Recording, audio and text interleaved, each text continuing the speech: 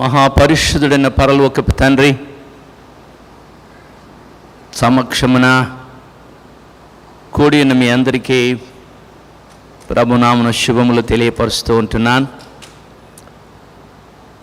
ఈ యొక్క ప్రత్యేకమైన హోలీ కాన్వికేషన్, దీనిలో ప్రత్యేకతగా ఏర్పాటు చేసినటువంటి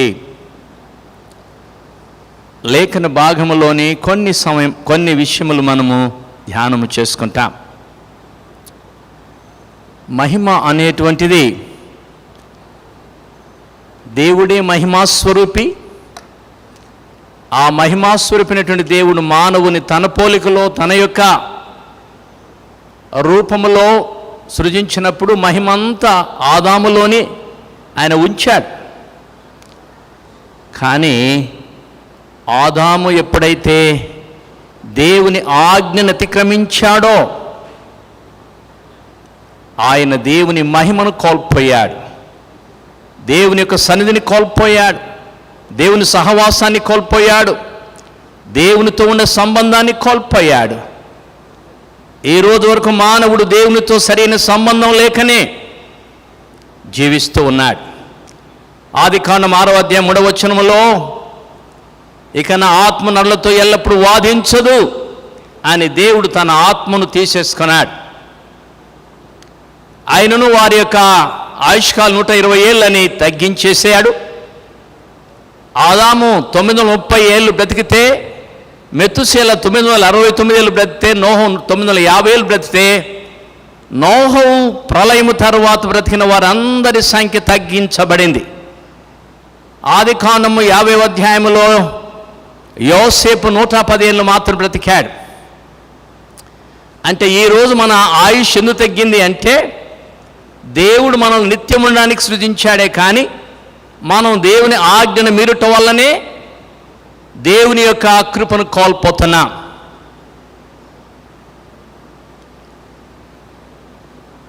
గడిచిన సంవత్సరంలో తమిళనాడులో ఉన్నటువంటి చీఫ్ మినిస్టర్ 75 రోజులు ఆమె అపోలో హాస్పిటల్లో ఉంది. ఆమె కొరకు 100 మంది కాదు, 1000 మంది కాదు, లక్షల మంది ప్రార్థన చేశారు. మీకు తెలుసు ఎవరు ఆమె. దేవుని బిడ్డలారా, ఈరోజు మనం బ్రతికి ఉన్నాము అని అంటే ఆయన మహా అత్యంతమైన కృప. ఈరోజు నీకు దేవుడు ఈవిగా ఇచ్చాడు, బహుమానంగా ఇచ్చాడు. This a right time that you must seek the lord and seek his presence and get his light, get his ఆయన యొక్క వెలుగును, ఆ యొక్క ప్రకాశమును మనం పొందుకోవాల్సి ఉంటున్నా. ఇందాక చదివినటువంటి లేఖన భాగంలో 15వ వచనం ఒకసారి మనం చూస్తాం. నేను సమయాన్ని కూడా పాటించక తప్పదు, ఎందుకంటే మాకు సమయం అతీతంగా ఉంటూ ఉంది కనుక నేను మాట్లాడవలసింది చాలా దేవుడు లోపల ఉంచాడు. ఆయన కొన్ని మీకు చెప్పడం అవసరం. చికాగో బైబిల్ ఫెలోషిప్ నేను అబ్జర్వ్ చేసింది, బైబిల్తో ఉన్న సంబంధం కలిగిన వారందరూ ఇక్కడ ఆకర్షించబడతారు. ఇక్కడ బైబిల్తో ఉన్నటువంటి సమృద్ధి జీవాన్ని వారు పొందుకుంటారు. ప్రభువే ఆత్మ గనుక ఆయన ఆత్మ ఎక్కడక్కడ స్వాతంత్రం ఉంది, మన దగ్గరికి రిస్ట్రిక్షన్ లేదు. నేను కొన్నిసార్లు మాట్లాడితే హాఫ్ అన్ అవర్ లేకపోతే 5 minutes 10 minutes అని మాట్లాడుతున్నారు, కానీ కొంచెం ఇంకా స్వాతంత్రం కూడా ఇచ్చారు. అంటే it is by spirit only. ఆ వచనం ఒకసారి నేను చూస్తాను. మీరందరూ చదువుతున్నారు, అనేక విషయాలు వింటున్నాను, కానీ ఆత్మదేవుడు నాతో కొన్ని విషయాలు చెప్తూ ఉన్నాడు. వాటిని మీ కొరకు నేను చెప్పవలసి ఉంటున్నాను. 15వ వచనంలో ఈ విధంగా ఉంది. 2వ కొరింథీ పత్రిక 3వ అధ్యాయం 15వ వచనం ఈ విధంగా ఉంది. ఏమన్నా తెలుగులో చదువుతున్నాను.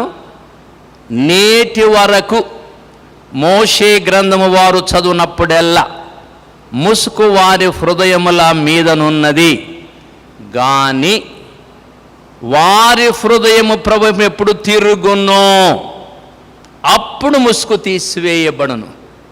ఒక మాట ప్రార్థన చేస్తాం. తండ్రి, ఈ రోజు మాకున్న అజ్ఞానం అనే ముసుగును, అవివేకమును కొట్టివేసి జ్ఞానోదయం కలిగించి ఆత్మచేత మమ్మను ప్రభావితం చేసి నీ పోలికలో నీ మహిమలో మేము ఎత్తబోటకు సిద్ధపాటు దయచేయమని, ఎన్నికలే నిష్పన్న నన్ను కూడా నీ కృపలో జ్ఞాపకం చేసుకొనమని యేసు నామమున ప్రార్థించి వేడుచున్నాము తండ్రి, ఆమేన్. ఒక వచనం మీరు గుర్తు చేసుకోవాలి. ఆ దినము ప్రభు గుర్తెరిగి తిని. చూసారా, పాటలో ఏమన్నంటే ఆ దినమని మన మనిషి జీవితాలు ఒక దినం అంటూ ఉంది. ఆ దినము ప్రభుత్వం మనం అల్లుకుంటాం. అసలు యేసు ప్రభు ఎవరై ఉన్నారు, ఆయన ఏమై ఉన్నాడు, ఎందుకు ఈ లోకానికి వచ్చాడు, ఈ గ్రంథంలో ఉన్న వ్యక్తి ఎవరు అని నిజముగా నువ్వు పరిశీలించి ఏ రోజైనా ఒక రోజున ఆయన వైపునకు మల్లుకుంటే, ఆయన నిజముగా నీతో మాట్లాడితే చాలా గొప్ప కార్యము జరిగిపోతుంది. దేవుడు నేనే, మరి ఏ దేవుడు లేడు అంటున్నాడు. యెషయా 45:22 వచనంలో నేనే దేవుడునో, నేను తప్ప దేవుడు ఏ దేవుడు లేడు అని చెప్తూ అన్నాడు. నా ఎదుట ప్రతి మోకాలు వంగును అని అన్నాడు. దేవుని బిడ్డలారా, దేవుడు లోకంలో అందరూ దేవుళ్ళు అంటున్నారు. రకరకాల దేవుళ్ళను తయారు చేశారు, అనేక దేవుళ్ళను సృజించారు, అనేక దేవుళ్లకు ప్రాణభిక్ష పెట్టారు, అనేక దైవములుగా తయారు చేసుకున్నారు. అడవిలో ఉన్న వరకు స్పిరిటే అదే దేవుడిగా వారు పూజిస్తూ ఉన్నారు. కానీ నిజమైన దేవుడు ఎవరు అనేదే మనం పూర్తిగా వ్యక్తిని తెలుసుకోవాల్సినటువంటి ప్రశ్నకు జవాబు. దేవుని బిడ్డలారా, కనుక ఇక్కడ మనము ఈ రోజు వరకు యూదులతో మీరు మాట్లాడితే వారు ఎంత కఠినంగా మాట్లాడుతారో మనం తట్టుకోలేం. నేను హోలీ ల్యాండ్ టూర్లో వెళ్ళినప్పుడు మాతో గైడ్ వచ్చినటువంటి అమ్మాయి పేరు తానియా. ఆమె అన్ని వాక్యాలు చెప్తూ ఉంది. కానీ do you believe in the lord Jesus అంటే నో అన్నది. ఆమె మనసు కట్టుకనే ఇరిగిపోయింది నాకు అక్కడ. అంటే ఎంత కఠినంగా మాట్లాడుతుందంటే అన్ని చెప్పగలుగుతుంది, కానీ యేసు ప్రభును ఇంకా ఇంకా వారు మెస్సయ్య, ఇంకా ప్రభువును వారు ఇంకా రావాల్సి ఉంటుంది, కానీ ప్రభువును యేసుని తెలుసుకోలే. ఒక అజ్ఞానముతో ఉన్న వ్యక్తికి ఎన్ని విధములుగా మనం చెప్పినా వాని మనసు త్రిప్పబడినప్పుడే తెలుసుకుంటాడు. లేనంత కాలం వాడికి అర్థం కాదు. కనుకనే ఏ దినమైతే నీ యొక్క మనస్సు దేవునిచే త్రిప్పబడినప్పుడు, శిల్వ దృశ్యము నీకు అర్థమైనప్పుడు, ఆ శిలువలో చనిపోతూ రేలాడుతూ తండ్రి వీరేమి చేయుచున్నారు, వీరు ఎరుగరు, వీరు క్షమించుమని ప్రభుని యేసు చేసిన ప్రార్థన మనకు అర్థమైన రోజున నిజంగా ఇన్ని దొంగతనాలు, ఇన్ని మోసాలు, ఇన్ని అబద్ధాలు, ఇన్ని అక్రమాలు ఏం చేస్తున్నామో తెలుసా? మనకు తెలియదు కనుక చేస్తున్నాం. ఒకళ్ళు తెలిస్తే మనం చేయం. ఆ తెలవడం అనేది జ్ఞానం. కనుక అది ఎలా మనం పొందుకుంటాం? కనుక నిజమైన దేవుడు ఎవరో అనే ప్రశ్న ప్రతి మనస్సులో, ప్రతి హృదయంలో అది వస్తున్నటువంటి శబ్దం. దేవుని బిడ్డలారా, అయితే ఇక్కడ మనం గమనించవలసింది ఏమిటి అంటే, మోషే ధర్మశాస్త్రం చదివినప్పటికీ వారు యేసు ప్రభును గుర్తించాలి. యేసు ప్రభుతో వారు అనేక విధములుగా ఆయన అవమానపరిచారు. యోహాను సువార్త 8:22 ప్రభుని యేసు ఒక మంచి మాట చెప్పాడు. మీరు త్వరగా వీటిని గుర్తుపెట్టుకుంటే చాలా మంచిది. 22 ఈ విధంగా ఉంది. అందుకు యూదులు, నేను వెళ్ళు చోటికి మీరు రాలేరని నేను చెప్పుచున్నాడే, తను చంపుకున్నా అని చెప్పుకొనిచుండిరి. అప్పుడైనా మీరు క్రింది వారు, నేను పైనుండు వాడను. మీరు ఈ లోక సంబంధులు, నేను లోక సంబంధులను కాను. కాగా మీ పాపంలోనే ఉండి మీరు చనిపోదురని మీతో చెప్తని, నేను ఆయననని మీరు విశ్వసించని ఎడలా మీరు మీ పాపములోనే ఉండి చనిపోదురని వారితో చెప్పాను. యేసు ప్రభును వారు తండ్రి అని చెప్తే నువ్వు కుమారుడువా, నువ్వు దేవుడువా, దేవుని కుమారుడు అని ఆయన చాలాగా అవమానపరిచారు, తలచారు. ఇక్కడ ప్రభు చాలా క్లియర్ అన్నాడు, నేను ఆయనను, ఏ తండ్రి అయిన దేవుడని యెహోవాను మీరు ఆరాధిస్తున్నారో ఆయనను నేనే అని చెప్తున్నాడు ఇక్కడ. ఆ తండ్రిలోనే నేనున్నాను, నాలోనే ఆ తండ్రి ఉన్నాడు, నన్ను పంపాడు ఆయన నేనేమి చేస్తున్నాను, ఆయన బయలుపరచానన్నాడు. ఆది యందు వాక్యం ఉండెను అని రాబడింది. ఆది యందు శబ్దం ఉంది, ఆ శబ్దములో జీవముంది, ఆ జీవములో వెలుగు ఉంది, ఆ వెలుగు మనుషులకు వెలుగుగా ఉంది. కానీ అనేక మంది ఇంకా చీకటిలో ఉన్న వారికి ఆ వెలుగు ఇంకా ప్రకాశింపలేకపోతుంది. కానీ దేవుని పంపిన ఒక మనుషుడు ఉండెను, అతని పేరు యోహాను. అతడు ఆ వెలుగుడు సాక్ష్యమిత్రకు సాక్షిగా వచ్చాను. అతడు ఆ వెలుగై ఉండలేదు, కానీ వెలుగును గురించి సాక్షిగా వచ్చాను. నిజమైన వెలుగుండెను, అది లోకములోనికి వచ్చుచు ప్రతి మనుష్యుని వెలిగిస్తోందండి. ఆ నిజమైన వెలుగే ప్రభుని యేసై ఉన్నాడు.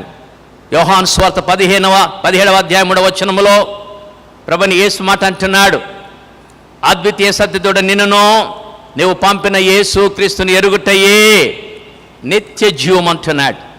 దేవుని బిడ్డలారా, అంటే యేసు క్రీస్తు ప్రభుని ఎరుగుట, తండ్రిని దేవుడెవరు, ఆ దేవునిలో నడిచిన కుమారుడు మానవాత్మ శరీరంలో వచ్చినందుకు కుమారుడు అయ్యాడు. కానీ ఆ కుమారుడు తండ్రి ఇద్దరు ఏకంగా ఉన్నారు.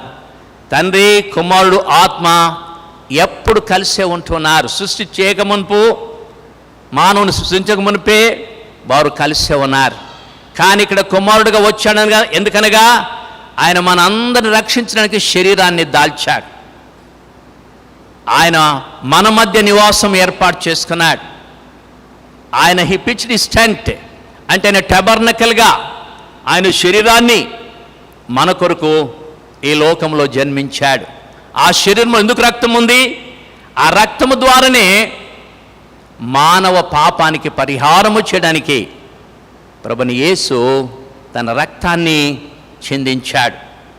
ఉదయకాలం దైవ సేవకులు మనం చెప్పి ఉంటున్నారు, యేసు రక్తము ప్రతి పాపము నుండి మనలను శుద్ధులుగా చేస్తుంది.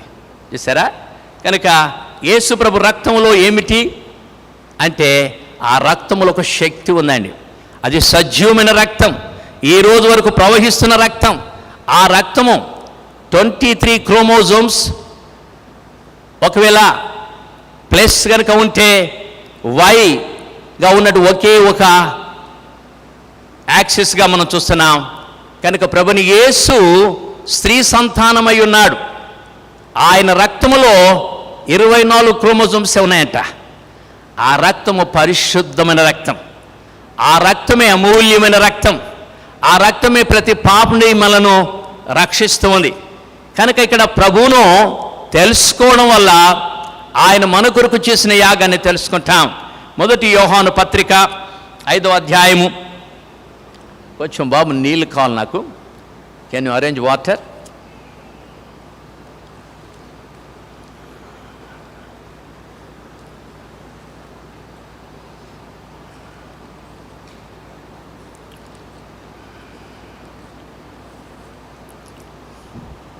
Thank you Babu.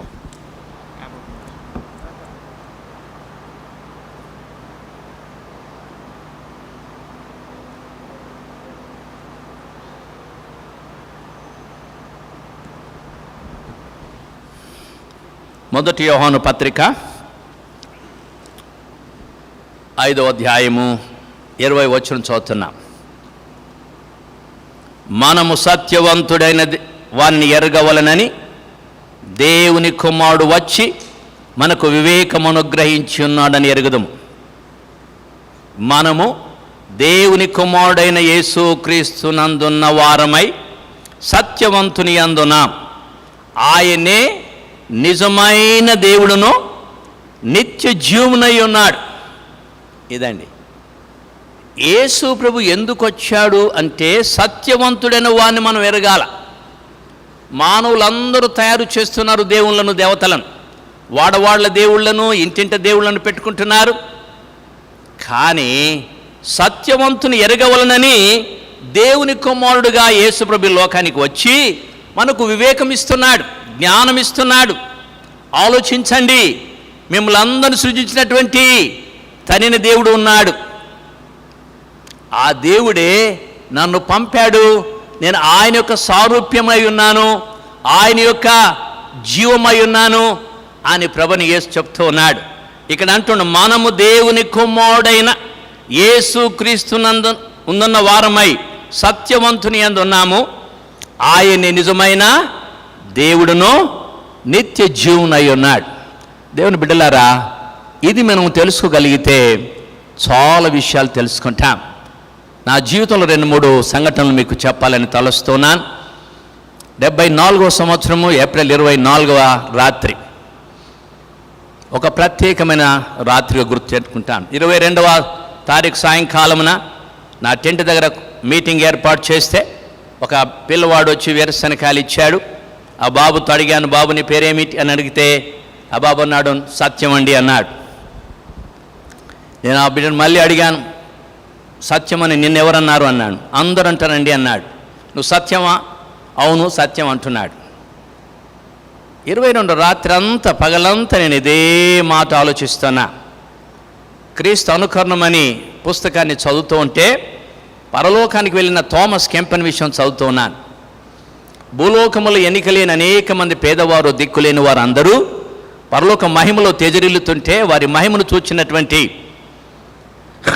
థామస్ ఒక మంచి మాట పాడాడు. ఆయన ఎంతగా తగ్గించుకున్నాడు అంటే, ఆయన భూలోకములో ఉన్న సర్వ మానవుల కాలి దుమ్ము కంటే నేను తక్కువనని తెలుసుకున్నాను అని చెప్పగలిగాడు. అంటే నిజముగా దేవుణ్ణి తెలుసుకోవాలని వాడు తను తెలుసుకుంటాడు. అదే విధముగా రాత్రి 24వ రాత్రి ట్రీట్మెంట్ జరిగింది. నాకు చాలా హై టెంపరేచర్. ఆ యొక్క గ్లాస్ పెట్టి చల్లని ఐస్ పెట్టి ఆ హీట్ అంతా పోయేలాగున్న డాక్టర్ ట్రీట్మెంట్ చేశాడు. నేను సర్వే ఆఫ్ ఇండియాలో పనిచేస్తూ మహేంద్రగిరి అనే ఒరిస్సా ప్రాంతంలో మరి సర్వే చేసి వచ్చినందువల్ల ఏజెన్సీ ఏరియాలో జ్వరం వచ్చేసింది. ఆ జ్వరం చాలా సీరియస్గా ఉంది. డాక్టర్ను చనిపోతామన్నాడు. నేను చనిపోనని చెప్పాను. ఆ తర్వాత బయట ఓపెన్ యార్డ్లో ఒక మంచం వేసుకొని 10 గంటల సమయంలో పైకి చూస్తుంటే ఆకాశంలో నక్షత్రాలు కనపడుతుండగా ఒక స్వరము నాతో మాట్లాడుతున్నాడు.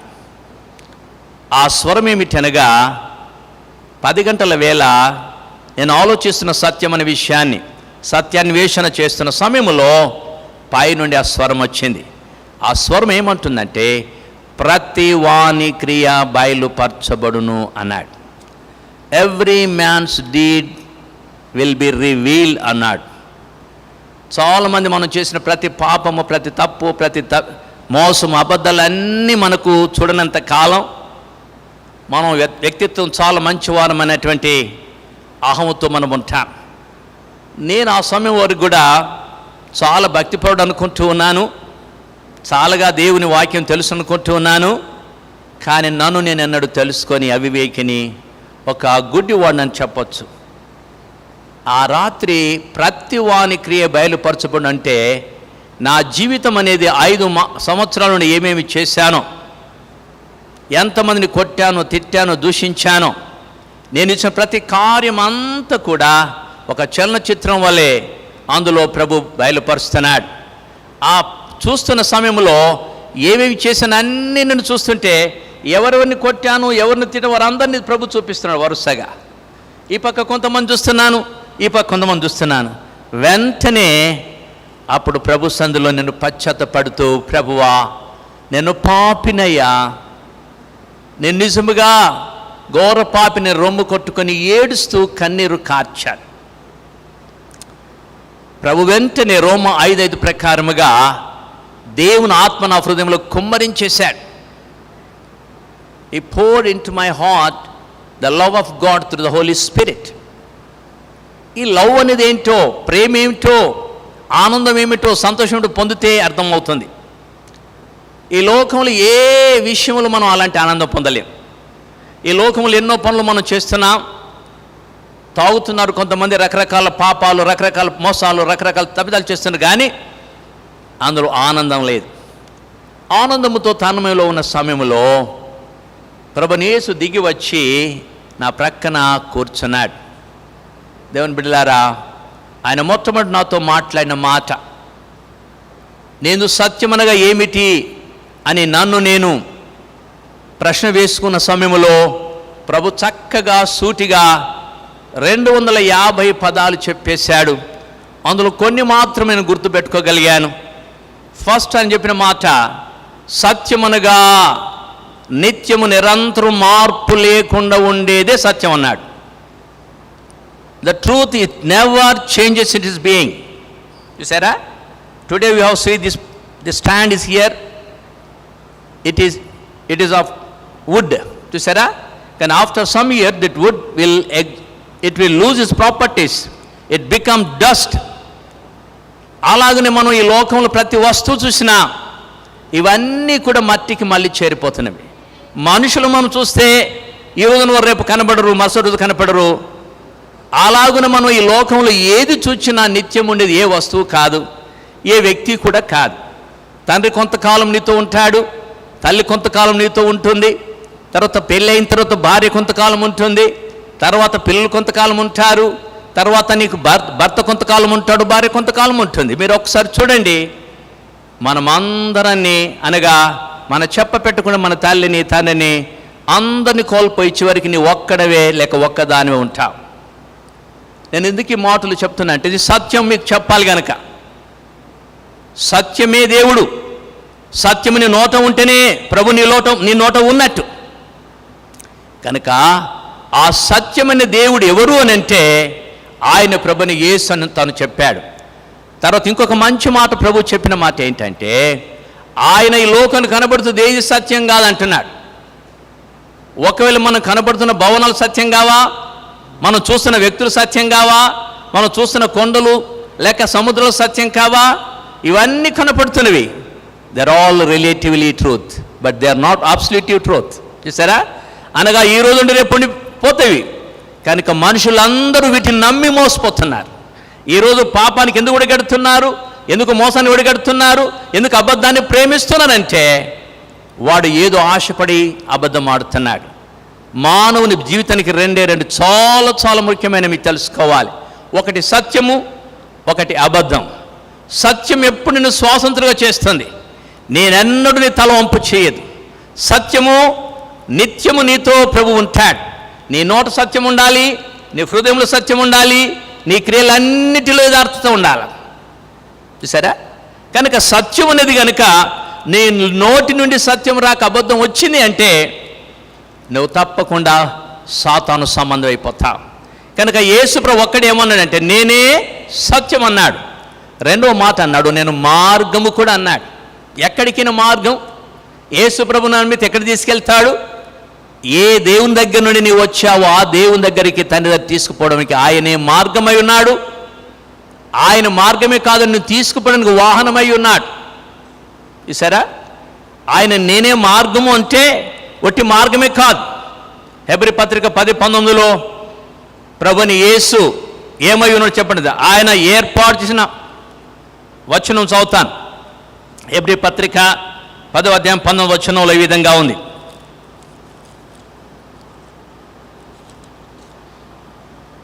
సహోదరులారా, యేసు ప్రతిష్ఠించిన మార్గమున, యేసు ఒక మార్గాన్ని ప్రతిష్ఠించాడట. ఏమిటది?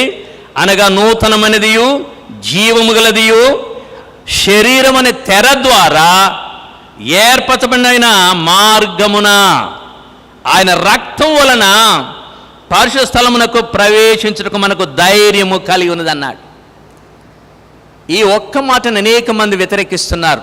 నేను తప్ప అని అన్నాడే, ఎన్నో మార్గాలు పరలోకం వెళ్ళొచ్చు అని అనేక మంది మాట్లాడుతుంటే ప్రభుని యేసు ఒక చాలా నొక్కి చెప్పిన మాట, నేనే మార్గము. మార్గమే కాదు, నా ద్వారా నేను వెళ్ళాలి అంటే యేసై శరీరము నీ కొరకై ఆయన సిలువలో అర్పించి అందులో నుండి ఒక మార్గాన్ని సృష్టించాడట. ప్రతిష్ఠించబడిన శరీరం అనేది ఆయన శరీరము నీ కొరకై చీల్చబడ్డది. ఆ శరీరములోనికి నువ్వు వెళుతుంటే ఆయన రక్తము నీ మీద ప్రోక్షించబడుతుంది. యేసు రక్తము ఎవరి మీద ప్రోక్షించబడుతుందో వారు పరిశుద్ధులు అయిపోతున్నారు, నీతిమంతులు అయిపోతున్నారు. అట్టి వారు తండ్రి అనే దేవుడు పరిశుద్ధుని కలుసుకుంటున్నారు. ఈ దినము మనము తెలుసుకోవాల్సింది ఏమిటంటే, నిజమైన పరిశుద్ధమైన దేవుడు ఎవరు అని లోకాన్ని మనం ఒకవేళ అడిగితే వారిచ్చి జవాబు రకరకాలు ఉండొచ్చు. కానీ క్రైస్తవుడని విశ్వాసం నీకు తెలిసి ఉండాలి. నువ్వు ఏ దేవుణ్ణి నమ్మావో ఆ దేవుణ్ణి తెలుసుకోకపోతే ఆ దేవునితో ఎలా నిత్యత్వం ఉంటావు? ఈ రోజున ఇక్కడ ఉన్నాను అంటే మరి సురేష్ కుటుంబము, పాస్టర్ శామ్ కుటుంబం గారు మరి ఆహ్వానం ఇచ్చారు. నన్ను ఏం చేశారండి? పిలిచారు కాబట్టి నేను వచ్చాను. మనం అందరూ పిలువబడ్డాం కదా, మీరందరూ పిలువబడ్డారు కదా. పిలుచబడ్డాను అందరూ చేతులు ఎత్తండి ఒకసారి. ఓకే, ఇప్పుడు రెండవ మాట మీకు చెప్పబోతున్నాను.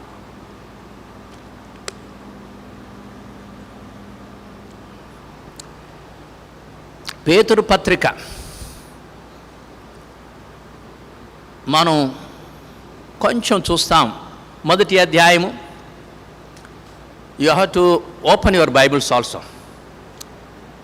మీ బ్రతుకులో మళ్ళీ వాక్యాలు దొరకవేమో. Time is very short time. ఆ వచనం ఒకసారి చూస్తాను మీ కొరకు. 13వ వచనం కూడా చదువుతాము.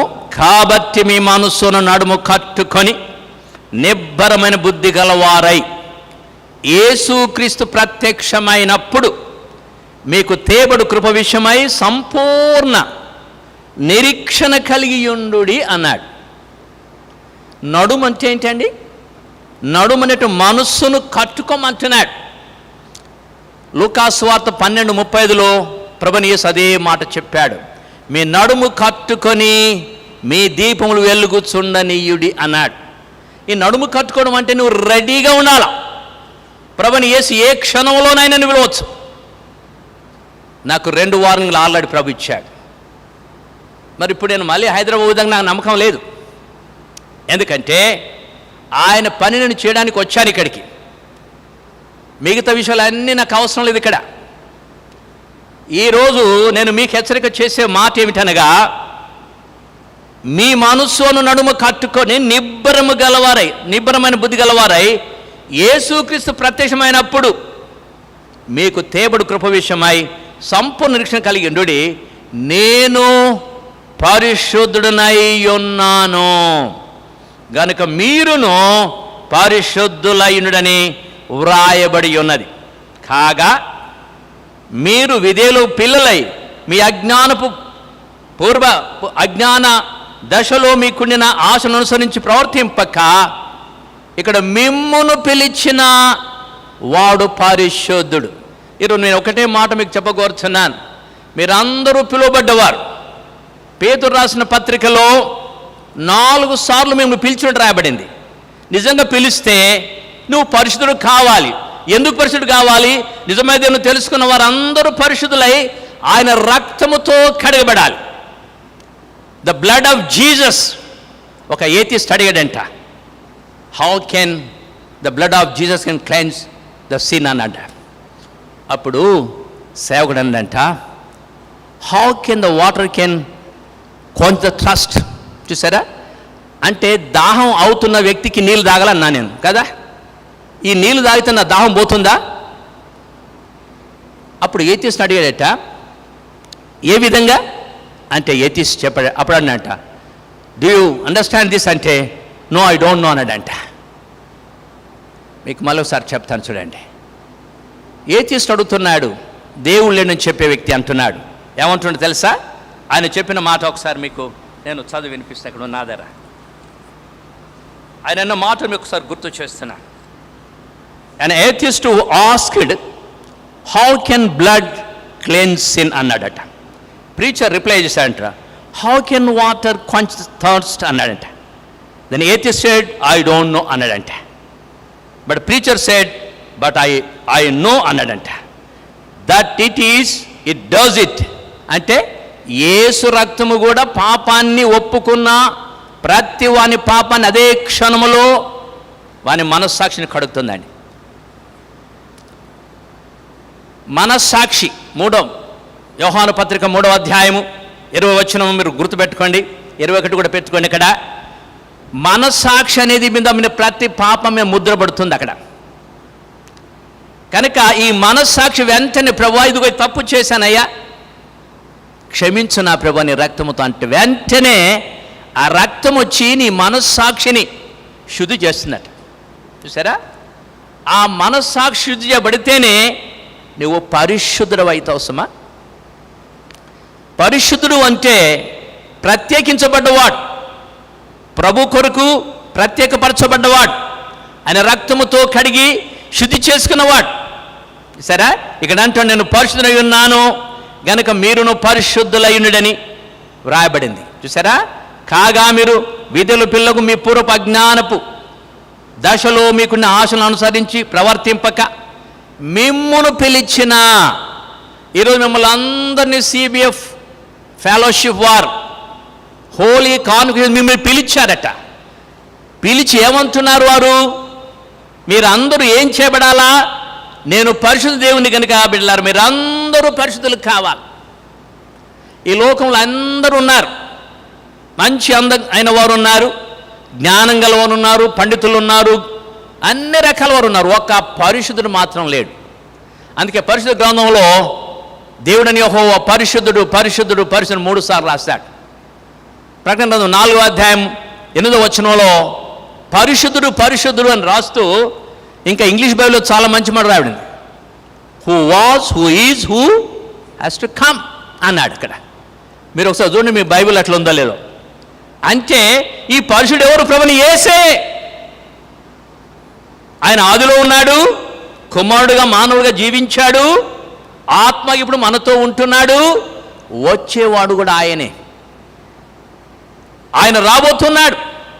అందుకని సంఘమును హెచ్చరిక చేసి మీరు సమస్త ప్రవర్తనలో చూపులు కావచ్చు, క్రియలు కావచ్చు, తలంపులు కావచ్చు, మిమ్మును మీరు పరిశీలనగా తెలుసుకోవాలి. అంటే నేను ఆ ప్రభు దర్శనంలో ఒకటేం తెలుసుకున్నాను ఇక్కడ, నేను దేవుడు పరిశుద్ధుని సంగతి కాదు, నేను అపవిత్రుడని, నేను పాపిని, నన్ను క్షమించమని తెలుసుకున్నాను. కనుక నీ జీవితంలో నీవేంటో ఏ దినమని తెలుసుకున్నావా? నువ్వెవరివై ఉన్నావు, ఏ స్థితిలో ఉన్నావు, ఏ విధంగా ఉన్నావు? క్రైస్తవుడు, విశ్వాసవి, కానీ నిజంగా పరిశుద్ధంగా ప్రభు కొరకు జీవిస్తూ ఉన్నావా? ప్రభు ఈ సమయంలో వస్తే నువ్వు ఎత్తపడిన సిద్ధంగా ఉన్నావా? ఆ సిద్ధపడ లేకపోతే ఈరోజు తప్పకుండా నువ్వు సిద్ధపడాల్సిందే. You must. అంతే. ఏ క్షణంలో నీ ఆత్మ వెళ్ళిపోస్తుమా? ఏసే వస్తాడని మొదటి శతాబ్దంలో వారు అందరూ సిద్ధపడ్డారు, 2వ శతాబ్దంలో వారు సిద్ధపడ్డారు. ఇప్పుడు మనమందరికి చెప్పబడుతుంది ఆయన వచ్చే రాకడ విషయము, ఆయన వస్తున్నాడు. కానీ నీవెప్పుడు ఈ లోకాన్ని విడిచిపెడతావో తెలియదు గనుక నీవు వెనువెంటనే ప్రభువా ఈరోజే నన్ను కడుగు, నన్ను శుద్ధునిగా చేయి నాయన, ఇక ఈ పాపముదలికి వెళ్ళను, ఈ మోసముతో నాకు పని లేదు, అబద్ధముతో నాకు నిమిత్తమే లేదు, నేను ప్రభు నీ చిత్త ప్రకారం జీవిస్తానని నీవు ప్రభు సన్నిధిలో నీ హృదయపూర్వకంగా పశ్చాత్తపడి ప్రభుకు నిన్ను నీవు సమర్పణ చేసుకోవాలి. ఈ కాన్వికేషన్ అనేటువంటి పరిశుద్ధ సంఘముగా కూడము, వారి పాపాలన్నీ ఒప్పుకోవడము, దేవుని సందులో వారు సరిచేయబడడానికే ఆదిన ఇశ్రాయేలీయులందరూ కూడా ఈ యొక్క పరిశుద్ధ కూటములను ఏర్పాటు చేసుకున్నారు. పరిశుద్ధ కూటములో వారు మార్పు పొందడానికి, పరిశుద్ధులు కావడానికి, ప్రభు చిత్తం తెలుసుకోవడానికి, దేవుని వాక్య ప్రకారంగా వారి తమను తాము పరిశీలించుకోవడానికి. మీరు ఎజ్రా గ్రంథము కానీ నెహెమ్యా గ్రంథము కానీ చదివితే వారు 3 గంటలు దేవుని నిలబడి 3 గంటల సేపు వారు పాపాన్ని ఒప్పుకుంటూ 3 గంటల సేపు వారు ప్రార్థన చేసిన వారు రాయబడింది. అంటే వారు మనలో కూర్చొని ఆరాధించరు. యూదులైన వారందరూ లేచి నిలబడి చేతులెత్తి దేవుని సన్నిధిలో నిలబడి వారి పాపాన్ని, వారి దోషాన్ని ఒప్పుకుంటారు. కనుక ఈ కాన్వికేషన్ అనేది ఏమిటి అంటే మనం గమనించినట్టయితే పరిశుద్ధమైనటువంటి కూడిక ఇది. ఈ పరిశుద్ధ కూడికలను మనం ఏం చేయాలి? పరిశుద్ధులం కావాలి. ఒకసారి ఎజ్రా గ్రంథం తీస్తామండి, ఒక వచనం మీకు చూపిస్తాను. ఎజ్రా గ్రంథం చూస్తే అక్కడ ఒక వచనాన్ని మనం చదువుకుంటాం.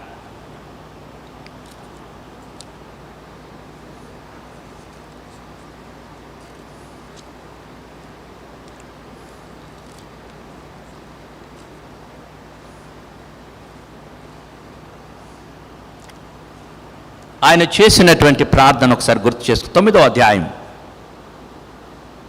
ఆయన ఏ విధంగా తన ప్రజలను అపవిత్రత నుండి పవిత్రగా చేస్తున్నాడు, వారిని శాంక్టిఫై చేస్తున్నాడు, పరిశుద్ధపరుస్తున్నాడు, పవిత్రపరుస్తున్నాడు. వారు బబులోను దేశం వచ్చేటప్పుడు అంతా కూడా మిక్స్డ్ కల్చర్ వచ్చేసారు. ఇక్కడ 9వ అధ్యాయంలో ఆయన ఏ విధంగా ఏడుస్తున్నాడో, ఏ విధంగా కన్నీరు కారుస్తున్నాడో, ఏ విధంగా తన బట్టలు చింపుకుంటున్నా మనం చూస్తుంటున్నాం. చూసారా? 5వ వచనం చదువుతున్నాను. సాయంత్రపు అర్పణ వేళను శ్రమ తీరగా నేను లేచి నా వస్త్రమును పై దుప్పటిని చింపుకొని మోకాళ్ళ మీద పడి నా దేవుడిని యెహోవా తట్టు చేతులెత్తి, నా దేవా నా దేవా, నా ముఖము నీ వైపు ఎత్తుಕೊಂಡು సిగ్గుపడి కినుడై ఉన్నాను. మా దోషములు మా తలకు పైగా హెచ్చి ఉన్నవి, మా అపరాధములు ఆకాశమంత ఎత్తుగా పెరిగి ఉన్నవి. శాసన ఎజ్రా ఎప్పుడైతే ఏడుస్తూ వచ్చాడో ఇశ్రాయేలు అందరూ వచ్చేసారు ఆయన దగ్గరికి. చూసారా? ఆ విధంగా వచ్చి వారిని చెప్పిన విధముగా వారి అపవిత్రతలన్నీ సరి చేసుకున్నారు. అక్రమంగా అన్య స్త్రీలతో పెళ్లిన వారు అందరూ విడిపోయారండి. ఒక గొప్ప రివైవల్ వచ్చింది అక్కడ. దేవుడు పరిశుద్ధపరచాడు అక్కడ. నెహెమ్యా గ్రంథం 9వ అధ్యాయము 1వ వచనం 2వ వచనం చదువుతాం. ఈ నెల 24వ దినమందు ఇశ్రాయేలు ఉపవాసం ఉండి గోనె పత్తులు కట్టుకుని తల మీద ధూళి పోసుకొని కుడి వచ్చిరి. ఇశ్రాయేలు అన్యజనులందరిలో నుండి ప్రత్యేకించబడిన వారై నిలువబడి తమ పాపములను తన పితరుల పాపములు ఒప్పుకొనిరి. వారు ఒక జాము సేపు తామున్న చోట నిలువబడి తమ దేవుడని యెహోవా ధర్మశాస్త్ర గ్రంథము చదువుతూ వచ్చిరి. ఒక జాము సేపు తన పాపములు ఒప్పుకొనుచు దేవుడని యెహోవాకు నమస్కారము చేయుచు వచ్చిరి. ఈ మాట మనకు క్రైస్తవులకు అర్థం కావట్లేదు. నీ పాపాన్ని నీ నోటితో ఏ దినమైనా ఎప్పుడైతే ఒప్పుకుంటావో అది వెళ్ళిపోతుంది. ఇది ఒక సత్యం, మీరు తెలుసుకోవాలి. పాపం క్షమించు ఒప్పుతున్నా కానీ నువ్వు ఒప్పుకోవాలా. ఏమని ఒప్పుకోవాలా? ప్రతి పాపాన్ని ఒప్పుకోవాలా. నీకు దేవుని ఆత్మ నీకు బయలుపరిచి నీ పాపాలన్నీ చూపిస్తున్నప్పుడు, అయ్యా ప్రభు ఈ తప్పు నేను చేశానయ్యా, దాంతో క్షమించు అంటే ఆ పాపం కొట్టివేయబడుతుంది. రెండో పాపం వెంటనే ప్రభు ఇది కూడా నేను చేశాను, తప్పిదం, క్షమించబడుతుంది. క్రైస్తవులకి ఏం తెలుస్తుందంటే క్షమిస్తాడా వెళ్ళిపోతాం. You have no assurance. నువ్వు క్షమించబడినావా? నువ్వు క్షమించబడిన తర్వాత దేవుని కృప నిన్ను వెంబడిస్తుందా? దేవుని ఆత్మ నీతో ఉందా అంటే నువ్వు సరిగా జవాబు వెళ్ళకపోతున్నావు. కారణం ఏంటి? ఇంకా కొంతమంది మీద విషయం ఉంది నీకు. ఇంకా కొంతమంది సమాధానం లేకుండా జీవిస్తున్నావు. ఇంకా చేయకూడని పనులు కొన్ని అబద్ధాలు ఆడుతూనే ఉన్నావు. 74 ఏప్రిల్ 24 రాత్రి నుండి ఈరోజు నేను అబద్ధం ఆడను. ఏమండి? ఆ అబద్ధం ఆడుకున్న మనం అమెరికా దేశం ఉండగలమా? ఎస్, ఉండగలమండి. ఎవరు నేను ఏం చేయలేడు. నా ప్రభువే సత్యమైంటే నా ప్రభు విరోధంగా నేను మాట్లాడతానా? మాట్లాడలేను. కనుక మానవులందరినీ తప్పివేసింది మొదట అవ్వను బంకించింది అబద్ధంతో. ప్రపంచం అంతటినీ అబద్ధమే శాసిస్తుంది ఈరోజు. సత్యాన్ని కనుక నువ్వు ప్రభుని యేసుని కనుక వెంబడిస్తే నువ్వు ప్రతి విషయంలో సత్యంగా ఉంటావు. చూసారా? కనుక పేతురు రాసిన పత్రిక 1వ అధ్యాయం 14వ వచనంలో మిమ్మల్ని పిలిచిన వాడు పరిశుద్ధుడిగా మీరు సమస్త విషయంలో పరిశుద్ధులై ఉండండి. 2వ అధ్యాయం 9వ వచనంలో ఈ విధంగా ఉంది. ఏమరావింది 9వ వచనంలో? ఆశ్చర్యకరములోనికి పిలిచిన వాని గుణాతిశయములను ప్రచురము చేయు నిమిత్తము మీరు ఏర్పరచబడ్డారండి. మిమ్మల్ని యేసయ్య పిలిచాడా? రక్షించబడ్డారా? అవునండి, రక్షించబడ్డామండి. చాలా కాలంగా ఫెలోషిప్లో ఉన్నామండి, చాలా కాలంగా ప్రభు బిడ్డలుగా ఉంటున్నామండి. అంటే మీరు పరిశుద్ధంగా ఉంటే మాత్రమే కాదు సమా. పరిశుద్ధుల తర్వాత మీరు రెండవ మాట ఇక్కడ ప్రభు అంటున్నాడు. ఏమంటున్నాడు? అయితే మీరు వెలుగులో, మీరు చీకటిలో ఆశ్చర్యకరమైన తన వెలుగులోనికి మిమ్మల్ని పిలిచిన వాని గుణాతిశయములను ప్రచురము చేయ నిమిత్తము ఏర్పరచిన వంశమును, రాజులైన యాజక సమూహమును, పరిశుద్ధ జనమును, దేవుని సొంతం ప్రజలున్నాయి ఉన్నారన్నాడు. ఒకప్పుడు ప్రజగా ఉండక ఇప్పుడు దేవుని ప్రజ అవుతారు. ఒకప్పుడు కనికరింపబడతారు. నువ్వు రక్షించబడ్డావు, పరిశుద్ధపరచబడ్డావు, కానీ నీ ప్రభు విషయము సాక్ష్యం చెప్పలేకపోతున్నావు. ప్రభు నన్ను మార్చేశాడు. నేను ఈరోజు అబద్ధం చెప్పకుండా ఉంటానండి. నేను ఏ విధంగా మోసం చేయనండి, ఏ విధంగా నేను ఇతరులను దూషించనండి, ఇక్కడ అంటున్నాడు, ఆశ్చర్యకరమైన వెలుగులోని పిలిచాడు. నేను ఇక నువ్వు వెలుగులోనికి ప్రవేశించావు, ఆ వెలుగులో నేను ప్రయాణం అవుతున్నావు. ఆ వెలుగులో అత్యున్నతమైన వెలుగులోనికి నువ్వు వెళ్ళాలి. ఇంకా నీ ప్రయాణంలో పరిశుద్ధతలో అధికముగా వెళుతున్నటువంటిది. అమావాస్య తెలుసు మీ అందరికీ. అమావాస్య ఎంతమంది తెలుసా అండి? అమావాస్య రోజు చంద్రుడు ఎట్లా ఉంటాడు? అమావాస్య రోజు ఎట్లుంటాడండి?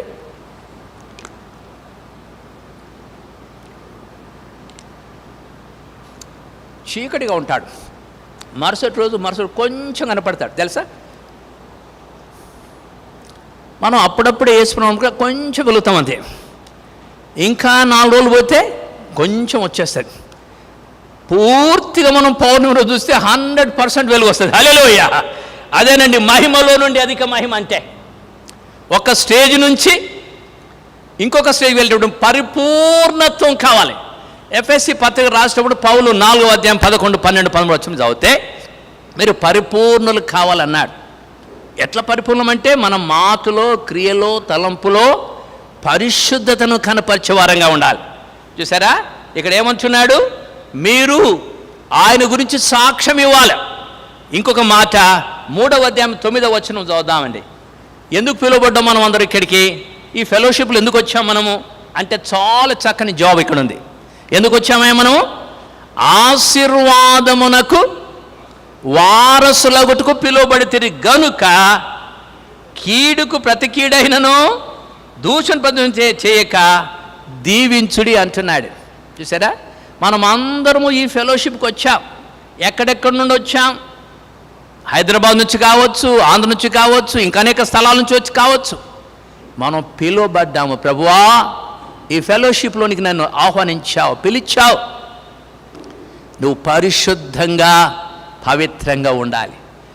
ఆ పిదప నువ్వు దేవుని వెలుగులోనికి పిలువబడ్డావు గనుక ఆ వెలుగుడి సాక్ష్యం ఇవ్వాలి. యాజకుడు కావాలి. నువ్వు ఇతరుల కొరకు ప్రార్థన చేయాలా, విజ్ఞాపన చేయాలా. రాజులని యాజక సమూహం అన్నాడు. యువర్ రాయల్ ప్రీస్ట్హుడ్ అంటున్నాడు. దేవుని బిడ్డలారా, అంత గొప్ప దేవుడు నీకు ఇచ్చినటువంటిది. నువ్వు రక్షించబడి నేను ఫలానా వ్యక్తిని ఇప్పుడు మార్చబడ్డాను. ఒకప్పుడు త్రాగుబోతును, ఒకప్పుడు మోసగాడిని, ఒకప్పుడు దొంగను, ఒకప్పుడు అబద్ధీకుని, ఒకప్పుడు ఫలానా యేసయ్య నన్ను మార్చాడు అని చెప్తే చాలండి. ఆ నీ సాక్ష్యం వల్ల అతని హృదయం వెలిగించబడుతుంది, అతని మనస్సు మార్చబడుతుంది, అతని ఆత్మలో పరిశీలించబడతాం. ఒకసారి టీవీలో నేను చూస్తూ ఉంటే వర్మ అనే ఒక వ్యక్తి, నిన్న రాజస్థాన్ నుంచి వచ్చాడు ఒక వ్యక్తి. చూసారా ఆ దినేష్ లాంటి వ్యక్తి. ఆయన అహ్మదాబాద్ పోతాడు. ఇందిరాగాంధీ టైంలో కాంగ్రెస్ పార్టీలో ఒక వర్కర్గా పనిచేస్తూ అహ్మదాబాద్ పోతే భగత్ గారు మీటింగ్ ఏర్పాటు చేశారు. అక్కడ 3 రోజుల మీటింగ్లో ఆ వాక్యాన్ని వెంటనే మార్చబడి భాషను తీసుకుంటాడు. అక్కడ తీసుకున్న తర్వాత ఆయన ఇంటికి వచ్చాడు. మళ్ళీ తన యథావిధిగా ఢిల్లీకి వచ్చేసాడు. వచ్చిన తర్వాత తండ్రి చూస్తున్నాడు, వీడు మారిన కొంచెం ఏటో చేంజ్ కనపడుతున్నాడు అని కొంచెం చూస్తున్నాడు. అరే తుమ్ కుచ్ బదల్గా దిఖ రహే రే, క్యా బాత్ హై అని అడిగంట. हाँ पिताजी मैं यीशु मसीह ग्रहण किया ना। अरे तुमने यीशु मसीह को ग्रहण किया? हाँ ऐसा कैसे रे अनंट। हाँ मैं बॉक्सिंग से पूरा सुन के प्रभावित होके बैप्टिज्म ले लिया। ऐसा क्या? तुम लूक चैप्टर 14:33 पढ़ा रे? हाँ नहीं पढ़ा पिताजी। पढ़ो అన్నాడట. చదువు అన్నట్టు నువ్వు పోయి అక్కడ శిష్యుడు అంటే అన్నీ ఇచ్చుకోవాలా. నాదంటూ ఏం లేదు బిడ్డ, అప్పుడే నువ్వు నిజమైన శిష్యుడు అవుతావు అన్నాడు. పాపం వర్మ ఏం చేశాడు సార్? 60,000 రూపాయలు బ్యాంక్ బ్యాలెన్స్, బ్యాంకులో ఉన్నటువంటి మరి ఆ డబ్బంతా సేవకు వాడేశాడు. బంగారాన్ని అమ్మి సేవకు వాడేశాడు. భూమి ఉంటే భూమి అమ్మి సేవకు వాడేశాడు. 1 సంవత్సరానికి వచ్చాడంట. వాళ్ళ నాన్న దగ్గరికి వచ్చాడంట. पिताजी आप जैसा कहा ना वैसे माफिक पूरा जो है ना मैं अपना जितना भी पैसा था वो प्रभु के लिए मैं पूरा खर्चा कर दिया और आज हम उसका चेला बन गया అని చెప్తుంటే ఆ తండ్రికి వచ్చి పరుగును వచ్చేసి కాలం నిలబడ్డంట. కాలం నిలబడి అంటుండంట, अब तक मैं एक आदमी को भी नहीं देखा रे, సేవా బక్సింకే బజా కోయినే దేఖమేనంట. చూసారా? ఎందుకునంటే అందరూ చెప్పటోలే, మనోళ్ళు చాలా చెప్పడం మేము నేర్చుకున్నాం, తక్కువ చెప్పడం నేర్చుకున్నాం. కనుక నీ రోజున నువ్వు శిష్యుడు అయితే నీ లోకంలో ఏది లేకుండా ప్రభా నీ కొరకు ఉన్నానని చెప్పు. నీవు, నీ ఆస్తి, నీ పిల్ల అంతా ఆయన వారే. ఇక ప్రభు దగ్గరికి వెళ్ళాలి కనుక నువ్వు మంచి కార్యం చేయాలంటే, సేవ కొరకు వాడబడాలంటే నిన్ను నువ్వు అర్పణ చేసుకోవాలి. అందుకే 3వ అధ్యాయంలో 9వ వచనంలో 8వ వచనంలో ఏమని రాబడిందంటే, తుదకు మీరు అందరూ ఏక మనస్కులై ఒకరి సుఖదుఖములందు ఒకరు పాలు పడి సహోదర ప్రేమ గలవారును కరుణాచిత్తులను వినయ మనస్కులై ఉండుడి, ఆశీర్వాదమునకు వారసులు పిలువబడితే గనుక ఏమంటున్నాడు, కీడుకు ప్రతి కీడైనను దూషణ ప్రజను చేయక దీవించండి. You will be blessed. మనం అందరం దీవించబడికి వచ్చాం. ఈ రోజు నీకు ఇచ్చిన బిడ్డలు ప్రభు ఇచ్చిన బిడ్డలే. ఈ రోజు నీకు ఇచ్చిన ఆస్తి ప్రభు ఇచ్చినదే, నీకు ఇచ్చిన డబ్బు ఆయనదే, నీ ఇల్లు ఆయనదే, నీవు ఆయన వాడవే. ఆయనకు నిన్ను నీవు అర్పించుకుంటే నీ ఆస్తి అంతా ఆయనదే. దేవుని బిడ్డలారా, ఇంకొక మాట 5వ అధ్యాయం 10వ వచనం చదువుకుంటాం. 5వ అధ్యాయం 10వ వచనంలో ఈ విధంగా రాబడింది. ఏం రాబడింది? మొదటి పేతురు పత్రిక 5వ అధ్యాయము 10వ వచనంలో, తన నిత్య మహిమకు క్రీస్తునందు మిమ్మును పిలిచిన సర్వకృపానిధిగు దేవుడు కొంచెము కాలము మీరు శ్రమపడిన పిమ్మట తానే మిమ్మును పూర్ణులుగా చేసి స్థిరపరిచి బలపరచును, యుగయుగములకు ప్రభావ మాయనకు కలుగునుగాక. ఆమేన్. అంటే ఆఖరిగా ఈ మాట రాస్తున్న ఈ పత్రిక ఎందుకు రాస్తాడో మీకు చెప్పేస్తాను. అనేక మంది యెరూషలేములో ఉన్నట్టు భయంకర హింసకు తట్టుకోలేక ఆయా ప్రాంతాలకు, చూసారా, పొంతు, గలతీయా, కప్పదొకి అనేక మంది చెదిరిపోయినటువంటి వారిని ఆదరించడానికి, వారి విశ్వాసాన్ని బలపరచడానికి, వారిని ప్రభు తట్టు మళ్లించడానికి ఉత్తరం రాస్తున్నాడు. ఈ ఉత్తరంలో ఇంకొక మాట ఏమంటున్నాడు? నిత్య మహిమకు అంటున్నాడు. నిత్య మహిమ అంటే మామూలు మహిమ కాదు, అది నిరంతరముడి వెలుగు, నిరంతరముడి ప్రభావం.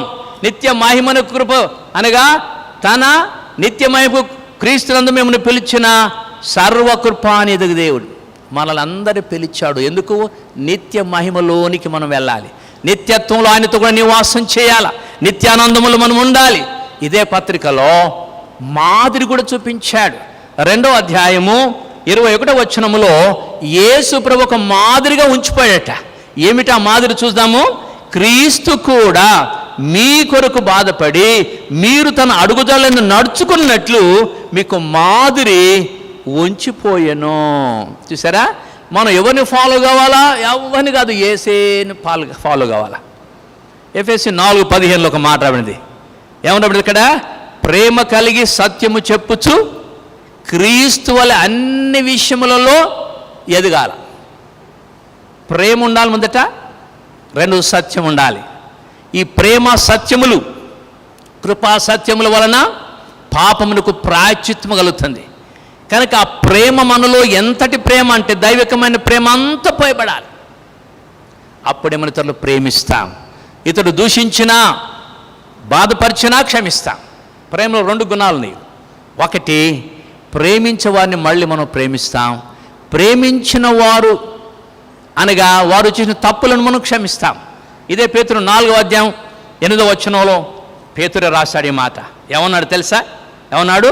ప్రేమ అనేక పాపములను కప్పును గనుక అన్నిటికంటే ముఖ్యముగా ఒకనిలో ఒకడు మిక్కటమైన ప్రేమ గలవారై ఉండుడి అన్నాడు. 3వ అధ్యాయంలో 8వ వచనంలో చాలా గొప్ప పౌలు కంటే కూడా పేతురు ఎందుకు ఈ మాట చెప్పాడంటే, భార్య తనకంటే ముందుగా సజీవ దహనం అవుతున్నప్పుడు ఆ భార్యను ముద్దు పెట్టుకొని ప్రభుకు అప్పగించాడు పేతురు. అందుకని పురుషులకు ఒక మంచి కొటేషన్ ఇచ్చాడు ఆయన. స్త్రీలకు 6 వచనాలు ఉన్నాయి అక్కడ. తన భర్తను ఏ విధంగా ప్రేమించాలో అక్కడ రాయబడింది. యజమానుడని శారా పిలిచిందట. చూసారా? మరి భర్తను గౌరవించే స్త్రీ గుణవతైన భార్యగా ఉంటుంది, యోగ్యురాలని కిరీటంగా ఉంటుంది. అంతకంటే మించినటువంటి చూసారా, గుణవతి అయిన భార్య ఆఖరిగా జ్ఞానవంతురాలైన భార్య తన ఇల్లును, తన కుటుంబాన్ని, తన బిడ్డలను కడుతోంది. అందుకే పేతురు ఒక మాట అన్నాడు, అటువలి పురుషులారా, జీవమును కృపావరములో మీ భార్యలు మీతో కూడా పాలువారై ఉన్నారని ఎరిగి ఎక్కువ బలహీనమైన ఘటమని భార్యను సన్మానించి మీ ప్రార్థనలకు అభ్యంతరం కలుగున్నట్లు జ్ఞానము చొప్పున వారితో కాపురము చేయుడి అన్నాడు. అంటే సిబిఎఫ్ ఫెలోషిప్కి నీ భార్యను తీసుకొస్తే సరిపోతుందా? కాదట. సిఎఫ్ ఫెలోషిప్ కాదు, పరలోకములోనికి తీసుకుపోవాలని భార్య కూడా. హల్లెలూయా, హల్లెలూయా చెప్పగలరు మీరు? హల్లెలూయా. చాలామంది భర్తలు భార్యలు ఎక్కడి దాకా స్ప్లిట్ అయిపోతారు, నేను చనిపోతాను నువ్వేటో నేనేటో. కాదట. పౌలు అంటున్నాడు, పేతురు అంటున్న మాట ఏమిటంటే, జీవమని కృపవరములో మీ భార్యలు మీతో కూడా పాలువారు సుమా, కనుక తప్పకుండా వారిని కూడా మీరు వెంట పెట్టుకుని పరలోకం తీసుకెళ్ళాలి. అందుకే పేతురు తన భార్యను ముద్దు పెట్టుకొని ఆమెను పంపించాడు. రెండో పత్రికలో మనం చూస్తే ఒక మంచి హెచ్చరిక మీకు చేస్తున్నాడు ఆయన. ఏం చేస్తున్నాడో చూడండి ఇక్కడ. చూసారా, మొదటి అధ్యాయము 2వ పత్రికలో 13వ వచనం, మరియు మన ప్రభువైన యేసుక్రీస్తు నాకు సూచించిన ప్రకారం నా గుడారమును త్వరగా విడిచిపెట్టవలసి వచ్చునని ఎరిగి నేను ఈ గుడారములో ఉన్నంత కాలము ఈ సంగతులను జ్ఞాపకము చేసి మిమ్మును రేపటి న్యాయమని ఎంచుకొనుచున్నాను. నేను మృతి పొందిన తరువాత కూడా మీరు నిత్యము వీటిని జ్ఞాపకం ఉంచుకున్నట్లు జాగ్రత్త చేతును అంటున్నాడు. ఈ భక్తుడు తను చనిపోకముందు ఆఖరి ఉత్తరం రాస్తూ అంటున్నాడు, అంటే నా గుడారం మీకు పోతుందేమో, కానీ మిమ్మల్ని నేనేం చేస్తున్నాను? మిమ్మల్ని ఆయత్తపరుస్తున్నాను, మిమ్మల్ని సిద్ధపరుస్తున్న బిడ్డలారా, మిమ్మల్ని నేను కలుసుకుంటానని ఆ యొక్క చెదిరిపోయిన యాత్రికులుగా ఉన్నవారందరినీ బలపరిచాడు. పేతురు రాసిన పత్రికలో 3 విషయాలు ఒకటి అమూల్యమైన రక్తం అని చెప్పాడు ఆయన, రెండవది అమూల్యమైన విశ్వాసం అని చెప్పాడు, మూడవది అమూల్యమైన వాగ్దానములని చెప్పాడు. చూసారా, ఇక్కడ మనము పేతురు పత్రిక 1వ అధ్యాయం 19వ వచనములో అమూల్యమైన క్రీస్తు రక్తం అని చెప్తాడు అక్కడ.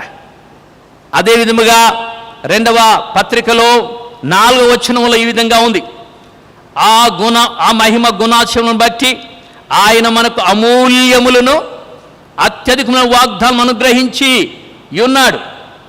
దురాశను అనుసరించడం వలన లోకమందున్న భ్రష్టత్వమును ఈ వాగ్దానం మూలముగా మీరు తప్పించుకొని దేవ స్వభావమునందు పాలువరున్నట్లు వాటిని అనుగ్రహించను. ఫస్ట్ ద బ్లడ్, ఆ బ్లడ్తో నీవు పరిశుద్ధపరచబడుతున్నావు. రెండవది విశ్వాసం. విశ్వాసం ఏం చేస్తుంది? నిన్ను ఏ క్షణంలో నీ పొరపడితే వెంటనే ఒప్పేసుకుంటా. నీ విశ్వాసము నిన్ను రక్షించును, నీ విశ్వాసముని స్వస్థపరచను. విశ్వాసము లేకుండా దేవునికి ఇష్టం ఏంట? అసాధ్యము. దేవుని వచ్చేవాడు దేవుడు ఉన్నాడని నమ్మాలి. ఇక్కడ దేవుడు ఉంటేనే మనం మోకరిస్తాం, దేవుడు లేడంటే మనం మోకరించాం. దేవుడు ఉన్నాడంటే మనం భయపడతాం, ఏ మాట మాట్లాడాం. అంటే దేవుడు ఉన్నాడని నమ్మాలి, అడుగు వాటన్నిటికీ ఫలమిచ్చేవాడిని కూడా నమ్మాలని భక్తుడు చెప్తున్నాడు. దేవుని బిడ్డలారా, కనుక విశ్వాసము వినుట వలన విశ్వాసం కలుగును, అది యేసుక్రీస్తు గురించిన వాక్యం వలన కలుగుతుంది. ఒక్కసారి వింటే కొంచెం అర్థమవుతుంది, 2 సార్లు వింటే ఇంకొంచెం అర్థమవుతుంది, 3 సార్లు వింటే కొంచెం ఇంకా అర్థమవుతుంది. చూసారా, పిల్లలు స్కూల్లో టీచర్ చెప్తే మాట చక్కగా ఆలకిస్తే మోర్ దెన్ 50% వారికి అర్థమవుతుంది. కానీ చాలామంది పిల్లలకి వెనుక బెంచ్లో ఉన్నవారు ఎప్పుడు టీచర్ వంక చూడరు, వాళ్ళు అటు ఇటు చూస్తారు కనుక వాళ్ళు మనసు సరిగ్గా ఉండదు కనుక వారు ఏమైపోతారు? 3rd క్లాస్లో వచ్చేస్తారు. వాళ్ళు ఫస్ట్ బెంచ్లో వాడు టీచర్ వంక చూస్తాడు, అప్పుడు వాడు చెప్పేది అన్నీ గమనిస్తాడు. అట్లాగే మనం కూడా ప్రభు సన్నిధిలో కూర్చొని, ప్రభువా నీవు నాకు బోధిస్తూ ఉండు, నాకు తెలియజేస్తుండు, నాకు చెప్తూ ఉండు, నేను నడుచుకుంటాను అని మన హృదయాన్ని ప్రభుకు అర్పించుకొని మొదట రక్తముతో శుద్ధి చేయబడిన తర్వాత నీ మన సాక్షి విశ్వాసముతో అడుగు వేయాలి. మార్టిన్ లూథర్ ఒక మంచి స్లోగన్ పెట్టాడు, ప్రపంచాన్ని కదిలించాడు. 31 అక్టోబర్ 1517 విటన్బర్గ్ చర్చ్ గేట్ మీద 95 థీసిస్ పెట్టేశాడు. ఆ రోజున ప్రపంచం జస్టిఫికేషన్ బై ఫెయిత్ అలోన్ అనేటువంటి నినాదాన్ని ప్రపంచానికి ఇచ్చి ప్రపంచాన్ని కదిలించగలిగాడు మార్టిన్ లూథర్. కేవలం విశ్వాసముతో రక్షించబడతావు నువ్వు. ఆ కాలంలో ఉన్నటువంటి 14 సాక్రమెంట్స్ 14 రకాల సాక్రిమెంట్స్ ఉండేవి ఆ రోమన్ క్యాథలిక్ చర్చిలో. ఆ సాక్రిమెంట్ ద్వారా మీరు రక్షించబడరు. ఆయన ఎటు నమ్మాడు ఈ మాట? వాక్యము చూచి నమ్మాడు. చూసారా? రోమాపత్రిక 3వ అధ్యాయము మనం ఇందాక చెప్తున్నాం చాలాసార్లు. 3వ అధ్యాయం 23-24 వచనాల్లో ఈ విధంగా ఉంది. అందరూ పాపము చేసి దేవుడు అనుగ్రహించు మహిమను పొందలేక పోతున్నారు. చూసారా? అందరూ మహిమను పోగొట్టుకుంటూ వస్తారు. కానీ కింది వచనంలో కావున నమ్మువారు అని రాబడింది. అయ్యా నేను పాపిగా వచ్చాను, ఇలా నన్ను కరుణించు నాయనా, నన్ను క్షమించు ప్రభువా అని ఒక మూలను మోకరించి ప్రభు దగ్గర కన్నీళ్ళు విడిచి నువ్వు ప్రార్థించిన మరుక్షణంలో నీ పాపము నుండి నిన్ను విడిపించి నిన్ను పరిశుద్ధపరచగల దేవుడు విశ్వాసము ద్వారా రక్షిస్తాడు. చూసారా? జస్టిఫికేషన్ బై ఫేత్ అలోన్ అని ఆయన ప్రపంచాన్ని నినాదం ఇచ్చాడు. ద స్క్రిప్చర్ అలోన్ విల్ ఏంటి బ్రింగ్ యూ సాల్వేషన్ అన్నాడు. క్రీస్తు అలోన్ అని చెప్పుకొచ్చాడు. అంటే దేవుని బిడ్డలారా, మనం కేవలం విశ్వసించడం ద్వారా రోమాపత్రిక 3:24 వచ్చిన మీకు చదువుతాను. ఇది చాలామంది గమనించవలసిన మాట. ఏమని రాబడింది? 23వ వచనములో ఏ భేదము లేదు, అందరూ పాపము చేసి దేవుడి నుంచి మహిమను పొందలేకపోతున్నారు కాబట్టి నమ్మువారు అన్నాడు. ఇక్కడ చాలామంది నమ్మలేకపోతున్నారు. నమ్మాలంటే ఒకసారి టెస్ట్ చేయాలి అంతే. నువ్వు ఈరోజు ప్రభువా నాకు నీ కార్యం చూపించని ప్రార్థన చేయి, దేవుడు ఆ కార్యం చూపించేస్తాడు. దేవుడు అద్భుతం చేస్తాడు. దేవుని వాక్యములు ఎంత సత్యం ఉందో నేను కల్లారో చూశాను. ఒక యవనస్తుడు వచ్చాను, దగ్గరికి బీటెక్ చేసిన యవనస్తుడు వచ్చాడు.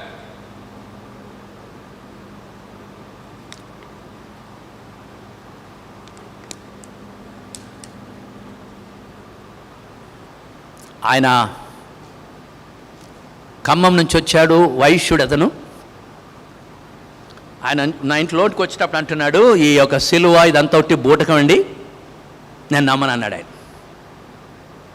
నేను కూర్చో బాబు 5 నిమిషాలు ఒప్పిస్తాను నీతో అన్నాను. Only within 5 minutes will confess అన్నా. ఎంత ధర్మండి! ఆయనకు యోహాను చెప్పిన మాట గుర్తు చేశాను. మత్తయి సువార్త 3వ అధ్యాయం 5వ వచనం 6వ వచనం చదివానంతే. ఆ వచనము చదివి నేను చెప్తున్న వెంటనే, బాబు నీ మనసులో ఏ తప్పిదం లేదా అని అడిగాను. నీలో ఎలాంటి చెడు లేదా అని అడిగాను. కాసేపు ఆలోచించేశాడు. చదువు 3వ అధ్యాయం 5వ వచనం చదువుతాం మీ కొరకు. ఆ సమయమున యెరూషలేము వారును యూదయ వారందరూ యోర్దాను నది ప్రాంతంలో వారందరూ అతని యొద్దకు వచ్చి తమ పాపములు ఒప్పుకొనుచు యోర్దాను నదిలో అతని చేత బాసం పొందుచుండేరి. అతడు పరిసెల్లోను సద్దుకాయలోను అనేకులు బాప్తిసం పొందవచ్చు చూచి, సర్ప సంతానమా, రాబోగ్రతను తప్పించుకొని మీకు బుద్ధి చెప్పిన వాడు ఎవడు? మారు మనసైన ఫలములు ఫలించమన్నాడు. ఆ బాబుకు చెప్పాను, బాబు నువ్వు వైశ్యుడు కదా, మా దేవుడి యొక్క మాట విను. ఒక దైవ ఆత్మ కలిగినటువంటి వాడు మాట్లాడినప్పుడు మీరందరూ మీ పాపాలు ఒప్పుకోవాలన్నాడు. వారందరూ పాపాలు ఒప్పేసుకున్నారు. ఈరోజు మనుషులు పాపాలు ఒప్పేసుకుంటే పోలీసులు అవసరమా? కోర్టులు మనకు అవసరమా? కాదు కదా. కానీ మనుషుడు పాపాన్ని దాచిపెడతాడు. కానీ దేవుని ఆత్మతో ప్రకటించబడిన వాక్యములో శక్తి ఉంది, అది ప్రభావం ఉంది. అందులో అతను మన హృదయాన్ని పగలగొట్టేస్తుంది, వాని మనసాక్షిని సంధించేస్తుంది. అతను వెంటనే పశ్చాత్తపడతాడు అంటూ నేను చెప్పాను అనమాట. ఆ సమయంలో వారందరూ వారి పాపాన్ని ఒప్పేసుకుంటే, సద్దుకాయలు పరిసెలు వారందరికీ వాక్యం బాగా తెలుసు. వారు వెనుక ముందు వచ్చేస్తుంటే అక్కడ దేవుని సేవకుడు అన్నాడు, ఏమంటున్నాడు? సర్ప సంతానమా అంటున్నాడు. అంటూ ఇంకొక మాట ఉపయోగించాడు, రాబో ఉగ్రతను తప్పించుకొనుటకు మీకు బుద్ధి ఎవడు చెప్పాడు? సిబి ఫెలోషిప్ ఏర్పాటు కాన్వికేషన్ నువ్వు వచ్చావంటే రాబో భయంకర ఉగ్రత ఈ దేశం మీదకి రాబోతుంది బిడ్లారా. నేను 15 సంవత్సరం వచ్చినప్పుడే చాలా కన్నీళ్లతో ప్రార్థన చేయాల్సి వచ్చింది మీ కొరకు. అయినప్పటికీ 3 తుఫాన్లు ఇక్కడ జరిగినవి, 2 తుఫాన్లు జరిగినవి, భూకంపం వచ్చింది. ఇంకా దేశంలో స్థిరత లేదు. ఎందుకు లేదో మీకు ఒకసారి చెప్పి నేను ముగించబోతున్నాను. ఇక్కడ మనం అనుకున్న భద్రత క్షేమము కావాలంటే మనం ఈ దేశ పట్టణము కొరకు ప్రార్థన చేయాలి. యెరూషలేము కొరకు ఏ విధంగా ప్రార్థన చేయాలనో ఈ చికాగో పట్టణం కొరకు కాదు, దీని కొరకు కూడా చేయాలి, ఈ దేశం అంతటి కొరకు కూడా చేయాలి. దేవుని బిడ్డలారా, ఇక్కడ ఉన్నటువంటి భయంకరమైనటువంటి, నేను 15వ సంవత్సరంలోనే డిసిషన్ పత్రిక చదివినప్పుడు అక్కడ హోమోసెక్స్ను అప్రూవల్ చేసిన వెంటనే నన్ను దేవుని ఉగ్రత వస్తుందన్నాను. దేవుని బిడ్డలారా, దేవుని ఉగ్రత ఎప్పుడు వస్తుందంటే నిన్ను నీవు అపవిత్రపరచుకోకూడదు. నీ యొక్క శరీరముతో కానీ, లేకపోతే నీ యొక్క మాట వల్ల కానీ, నీ తలంపుల వల్ల కానీ అపవిత్రం లేకుండా everyday you must cleanse by the blood of Christ. ప్రభు సన్నిధిలో నువ్వు దినదినము పరిశుద్ధి చేసుకోవాలి, చూసారా, పవిత్రపరచుకోవాలా. ఈరోజు మన పిల్లలు లోకం తట్టు వెళ్ళిపోకుండా చూసుకోవాలి. ఇర్మియా ప్రవక్త అంటున్నాడు 15వ అధ్యాయం 19వ వచనంలో, వారు మీ తట్టు తిరగవలను కానీ మీరు వారి తట్టు తిరగొద్దు. మన కాలేజీలో కానీ హై స్కూల్స్లో కానీ మన పిల్లలు ఎటువైపు వెళ్ళాలా దేవుడు చెప్తున్నాడు.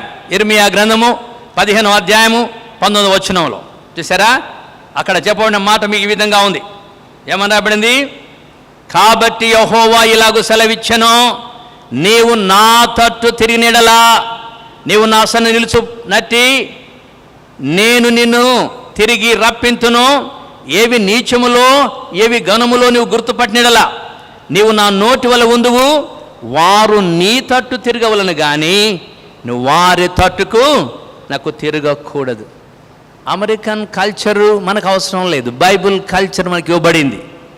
భార్య భర్తకు లోబడాలి, మరి భర్త భార్యను నిజముగా ప్రేమించాలి, ఆమెను పరలోకం దాకా తీసుకెళ్ళాలి.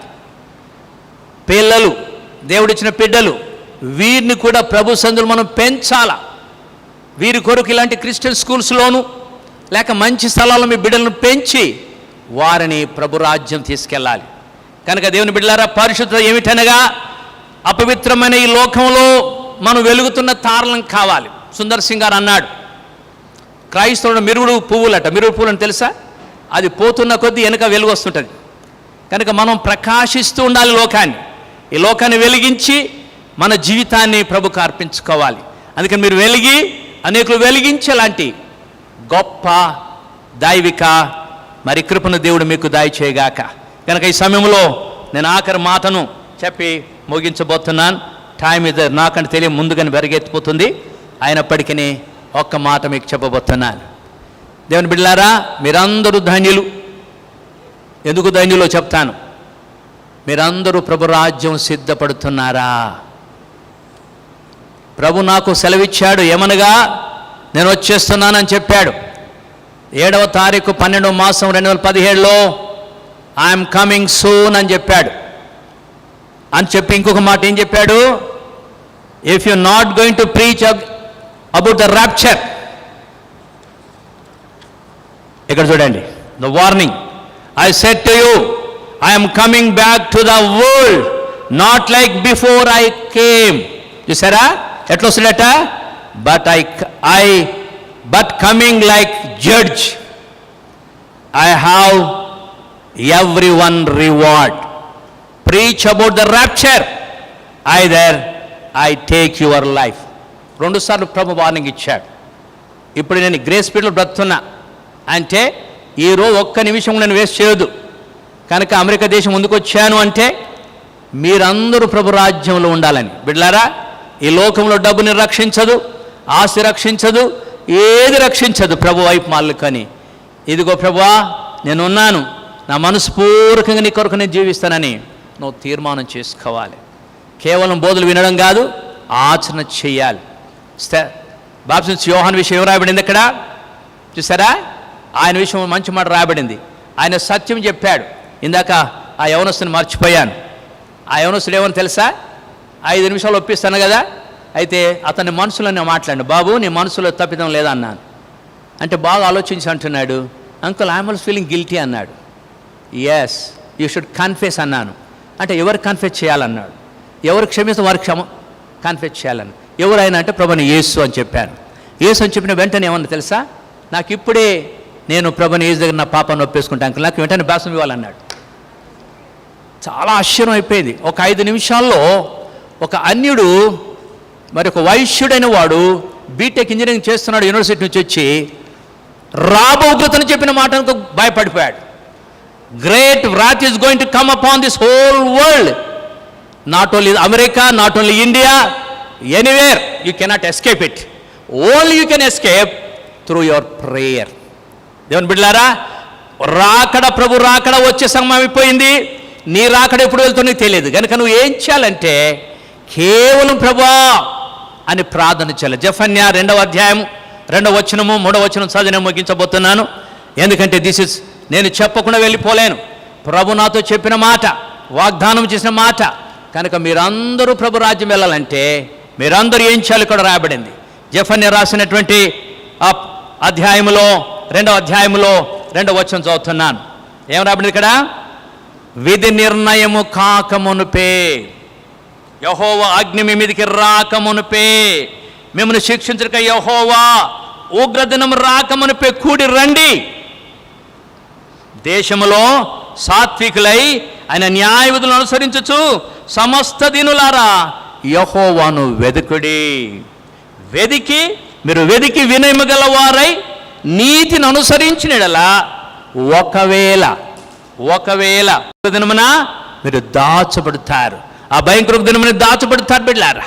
కనుక నీతి అంటే నీ మాట, నీ యొక్క తలంపు, నీ క్రియ దేవునికి యథార్థంగా ఉండాలి. Right speak, right thinking, right action. కనుక నీతిగా ఉండాలి. తర్వాత వినయముతో ప్రభుకు లోబడాలి. యెషయా రాజు బట్టలు చింపుకొని కన్నీళ్లు విడిచి ప్రార్థన చేస్తే ఆ ఉగ్రత తప్పించి ముందు తీసుకెళ్ళిపోయాడు. కనుక ఈరోజు ప్రభు రాజ్యానికి సిద్ధపడుతున్నావా? ప్రభు రాకడలో నేను ఎత్తబడాలి. చూసారా, మరి ఎప్పుడు వస్తాడో ప్రభు మనకు తెలియదు కనుక మనం సిద్ధంగా ఉన్నామా? ఈరోజు ప్రభు నేను రమ్మంటే నువ్వు సిద్ధంగా ఉన్నావా? అయ్యో నా బిడ్డలతో నేను మాట్లాడలేదు, అయ్యో నేను కొన్ని ఇవ్వాల్సిన డబ్బులు ఇవ్వలేదు, అప్పులు కట్టలేదు అని ఇంకా నువ్వు చెప్పగలవా? Every day you must check yourself. ఎవరితో అసమాధానం ఉండకుండా చూసుకోవడం, ఎవరికి కూడా డబ్బులు ఇవ్వకుండా ఎగ్గొట్టకుండా చూసుకోవడం, వీలైన మంచి కార్యాలన్నీ చేసుకోవడం. ఆకలిగా ఉన్న వానికి భోజనం పెట్టు, లేక కన్నీళ్లతో ఉన్నటువంటి బాధ ఉన్న వానికి ఆదరించు, ఏసుని తెలియని వానికి ఏసు ప్రభు చెప్తూ నువ్వు చేయగలిగిన మంచి కలిసి పరలోకానికి దొరుకుతాయి ఇవన్నీ. కనుక ప్రభు రాకడ సమయం అయింది. ఆయన అలారం మోగించేస్తున్నాడు. భూమి దద్దరిల్లుతున్నది. యెషయా 24 మీరు వెళ్ళి 15 చదవండి. అది ఎప్పుడు పడుతుందో తెలియదు. ఏ దేశమును నమ్మొద్దు, ఏ ప్రభుత్వాన్ని నమ్మొద్దు, ఏ వ్యక్తులు నమ్మొద్దు. నీవు ప్రభుతో నిన్ను తీర్మానం చేసుకోవాలి. అందరం లేచి నిలబడదాం. ఒక మాట ప్రార్థన చేస్తాను. ఈ సమయంలో మన హృదయాలను ప్రభుకు అంకితం చేసుకుందాం. మన మనస్సులను ప్రభువా నన్ను కడుగు నాయనా, నేను ఎక్కడెక్కడ తప్పినా నన్ను సరి చేసుకుంటాను ప్రభు అని నువ్వు దేవునితో తీర్మానం చేసుకోవాలి. బిడ్డలారా, మహాపరిశుద్ధుడైన మా పరమ తండ్రి, ఎదిగో ఈ బిడ్డలందరినీ సృజించి ఉన్నావు. వీరు నీ చేతి పని అయి ఉన్నారు, నీ వారై ఉన్నావు. నువ్వు పిలిచావు నాయన, నీ సన్నులకు పిలిచావు తండ్రి. ఈ బిడ్డలు నశించకుండా నిత్య జీవంలో ప్రవేశించలాగునా వీరి కొరకై కన్నీళ్లు కారుస్తూ చేతులు చాపుతున్న నా ప్రియమైన యేసు, ఈ బిడ్డలు ఎవరు నశించకుండా, వారి కుటుంబాల బిడ్డలు నశించకుండా వీరందరూ కూడా నీ యొక్క ప్రభాకృపతో నీ ఆత్మతో నింపబడి సిద్ధపాటు కలిగి ఏ క్షణములోనైనా ఈ లోకాన్ని విడిచిపెట్టడానికి అవసరం సిద్ధంగా ఉన్నట్టుగా ప్రతి బిడ్డ సిద్ధపాటు కూడా సహాయం చేయండి. మత్తయి సువార్త 24:44 ప్రకారంగా మీరు అనుకొనగల మనుషుకు మీరు గనుకనే మీరు సిద్ధముగా ఉండని సెలవిచ్చారు. కనుక ఈ పట్టణాన్ని అయ్యా కదిలించండి, రక్షించండి.